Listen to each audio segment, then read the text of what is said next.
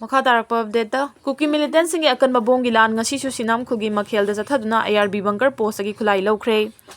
Sabungko khunau santi khongbal amadi thamna pokpi na chingba mafam sing da su Kuki militants sing na bongi attack chatharakre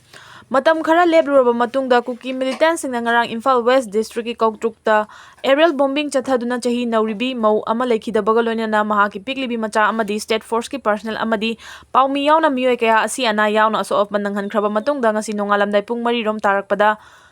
Khundrakpom kendra ki sinam ko mathak Maikham gi makhelda leiba nipan suba Indian Reserve Battalion ki bunker post drone bombing tawduna akan ba attack chatharakre thawdo aduda nipan suba ARB personnel singi nongmai AK rifle ama insas rifle ama amadi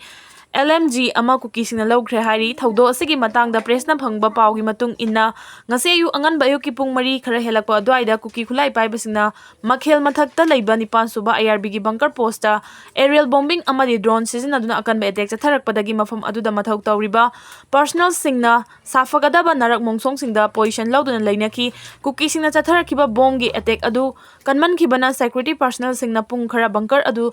Changna sinba ngamdana laiki talak adugi kudong chaba lauraga bunker post aduda lehoba AK rifle ama insars rifle ama amadi LMG ama Kuki khulai paiba singna laukhibani hari madugi matung tarakpada nakal animakta akanba mawongda nongalamdai fawba nongmai kapna ki Kuki Singna Meiteigi ki su khongpham handana ayuk pung 8 makhai fawba leptana bomb kabla ki hari housing mafam aduda Imphal East District Police amadi Central Force ki personnel kaya changsinduna makhel gi bunker post adu recapture tawduna mafam aduda leiramba Kuki militant sing adu takthokpa ngamkhre haina su paw sina makha tari nakalamarom da ngarang ahing Imphal East District ki lamlai kendra gi manung channa leiriba sabungko khunau santi khongbal amadi thamna pokpi na chingma mafam singda Kuki militant singna bomb yauna akan mawongda landarakpada khunja ama le hari pao sin hai thawdo asing arang ahing nongai pung 12 minute 5 rom tarakpada Kuki militant sing aduna chingkhongda kumtharaklaga mitei khul sing tamna nongmai kapsilakhibani thawdok aduda yengang pokpi khul asidagi ningombam Rakesh apopulai khidraba and ingo chakauba miyoi amagi makhongda nongmai maruna paduna sokhibani hairi Kuki militant sing adu landarakpada